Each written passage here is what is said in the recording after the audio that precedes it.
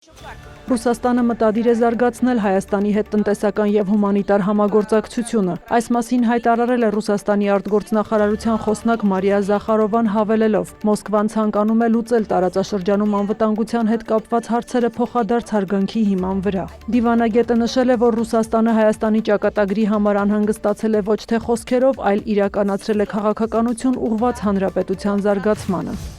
Վաշինգտոնը և Թեհրանը հայտնել են փոխադարձ հարվածների մասին։ ԱՄՆ զինված ուժերի կենտրոնական հրամանատարությունը տեղեկացրել է, որ հարվածներ են հասցվել հրթիռների արձակման կայանքների և իրանական նավակների, որոնք փորձում էին ականներ տեղադրել։ Ըստ հրամանատարության խոսնակի, ԱՄՆ ուժերն Իրանի հարավում իրականացրել են ինքնապաշտպանական հարվածներ, միաժամանակ զսպվածություն ցուցաբերելով շարունակվող հրադադարի ընթացքում։ Իր հերթին Իսլամական հեղափոխության պահապանների կորպուսը հայտնել է Իրանի օդային տարածք ներխուժած ամերիկյան MQ-9 մոդելի անօդաչու թռչող սարք ոչնչացնելու մասին։ Նշվում է, որ իրանական ուժերը կրակել են ևս մեկ ԱԹՍ-ի և F-35 կործանիչի վրա, ստիպելով դրանց դուրս գալ երկրի օդային տարածքից։ ԻՀՊԿ-ն նախազգուշացրել է, որ օրինական իրավունք ունի համարժեք պատասխան տալու հրադադարի խախտումներին։ Ըստ իրանական մամուլի, ամերիկյան գրոհի հետևանքով 4 զինծառայող է զոհվել, սակայն իշխանություններն այս տեղեկությունն առայժմ պաշտոնապես չեն հաստատել։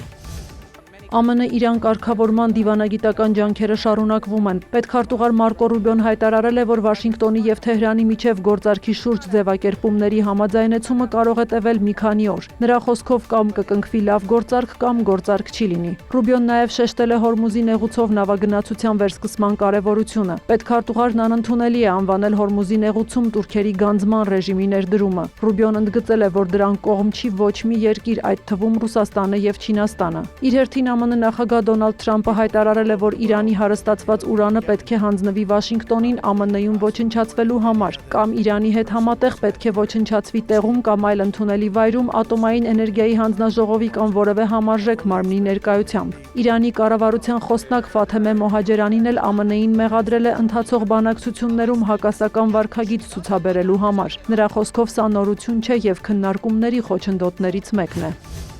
Ռուսաստանի արտգործնախարար Սերգեյ Լավրովը ԱՄՆ պետքարտուղար Մարկո Ռուբիոյի հետ հեռախոսազրույցում նրան տեղեկացրել է, որ Մոսկվան նախատեսում է համակարգված հարվածներ հասցնել Կիևում ռազմական թիրախներին և որոշումների կայացման կենտրոններին՝ ի պատասխան ուկրաինական հարձակումների։ Լավրովը Ռուբիոյի ուշադրությունն է հրավիրել Ռուսաստանի արտաքին գործերի նախարարության հայտարարության վրա, որում խորհուրդ է տրվել, որ Միացյալ Նահանգները Կիևում առաքելություններ ունեցող այլ պետությունների հետ միասին ապահովի իր դիվանագիտական անձնակազմի և այլ քաղաքացիների տարհանումն Ուկրաինայի մայրաքաղաքից։ Երկու դիվանագետները նաև քննարկել են երկկողմ հարաբերությունները, Հորմուզի նեղուցում ճգնաժամը, Կուբայի շուրջ ստեղծված իրավիճակը և ռուս-ուկրաինական հակամարտությունը։ Հեռախոսազրույցից հետո Ռուբիոն հայտարարել է, որ Վաշինգտոնը մտադիր է շարունակել ռուս-ուկրաինական հակամարտության կարգավորման ջանքերը։ Նա հավելել է, որ ինչպես ցանկացած հակամարտության դեպքում այստեղ ևս կա էսկալացման մեծ վտանգ։ Ռուբիոն նշել է, այս պատերազմը շարունակվում է ավելի երկար, քան Երկրորդ համաշխարհային պատերազմը և այն հարկավոր է ավարտել։